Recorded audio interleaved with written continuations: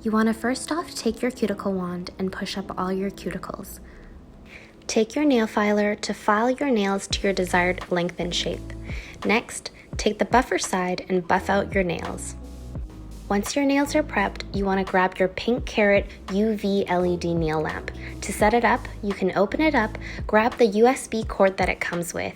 Make sure that it's plugged into the UV lamp as well as your battery pack. Once your lamp is set up, wipe your nails off with some alcohol and apply your first coat of your PINKARAT gel polish. You want to make sure that you're only curing 2 fingers at a time for 60 seconds each time.